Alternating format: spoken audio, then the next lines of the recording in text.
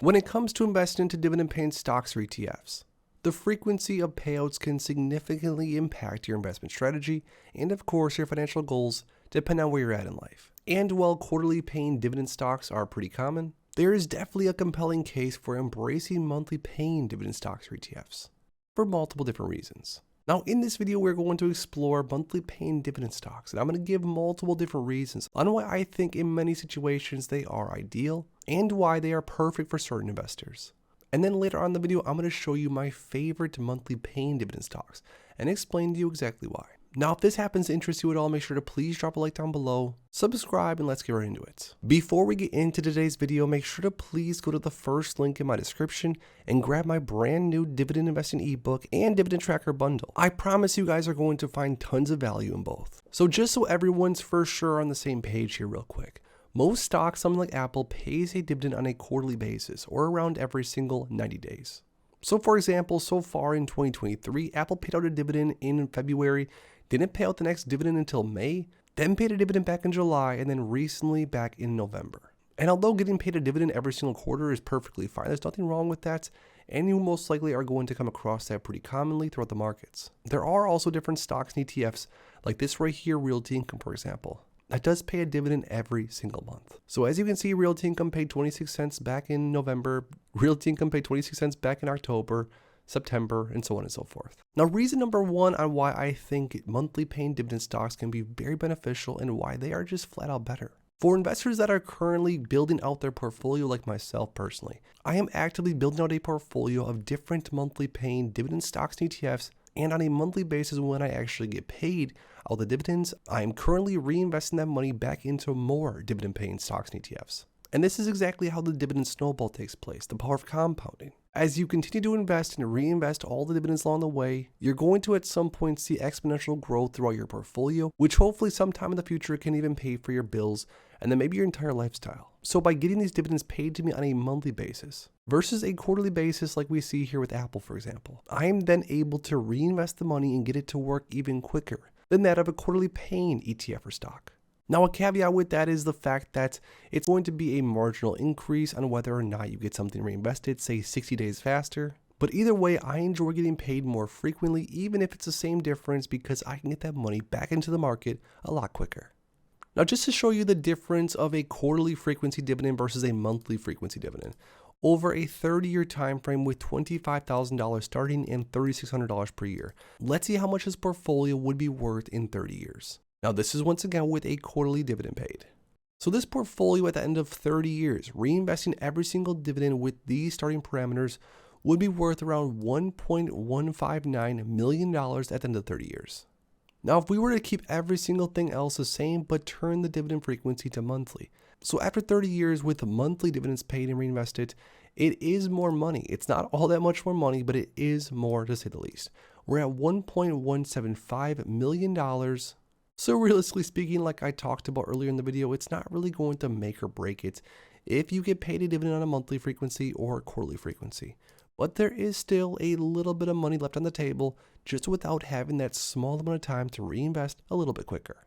The next reason on why I think monthly paying dividend stocks are substantially better than quarterly paying is because a lot of investors, including myself, are planning on using my dividends to cover all my bills when it comes time for retirement. Now, once again, looking at a monthly paying schedule right here, this is Realty Income. It pays around 26 cents on a monthly basis as of right now. If an investor had a ton of money tied up in Realty Income, every single month they would get their dividend payment and they would use that dividend payment to maybe cover their rent, their mortgage, or whatever bills they might have. But on the other hand, looking at Apple right here, back in February, Apple paid out a dividend.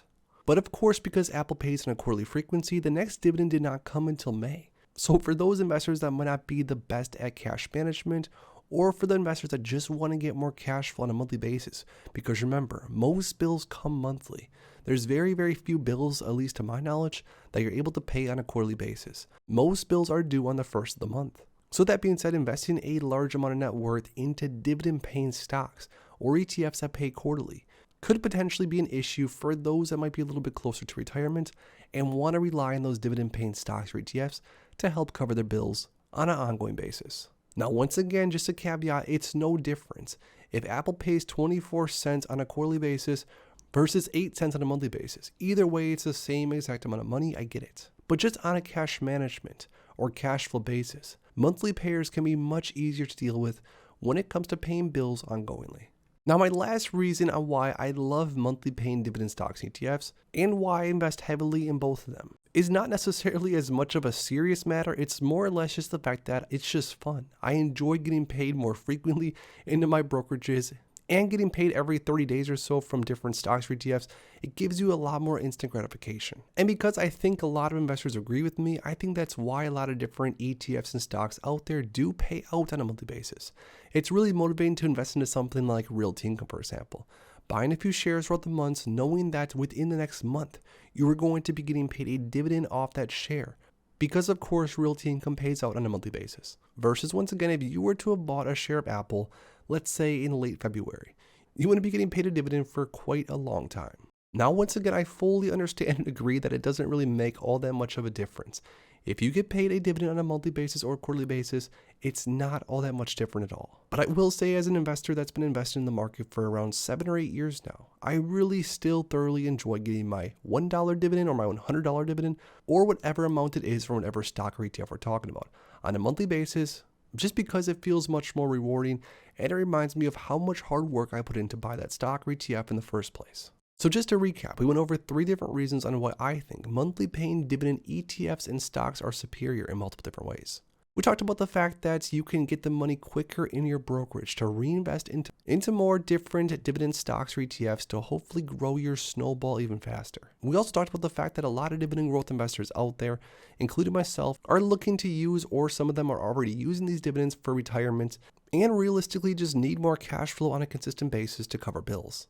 And then lastly, we talked about the fact that it's just sort of more fun and more gratifying getting those dividends in your brokerage a lot quicker. Now lastly, I promised I would share a few of my favorites all-time monthly paying dividend stock. My number one favorite of all time and one of my largest holdings across my entire portfolio is ticker symbol Realty Income. Realty Income has not only grown in price over the long term, but also has been paying dividends every single month for more years than I've been alive.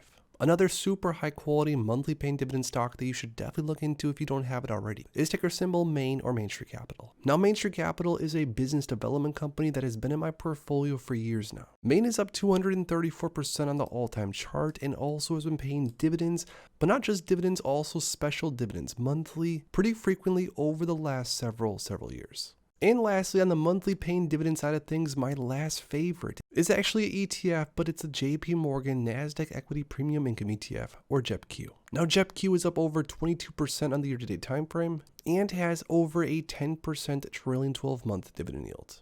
And even though JPIE doesn't pay the same exact dividend on a monthly basis because it is a covered call ETF, it still overall has been very great and has been in my portfolio for around a year now.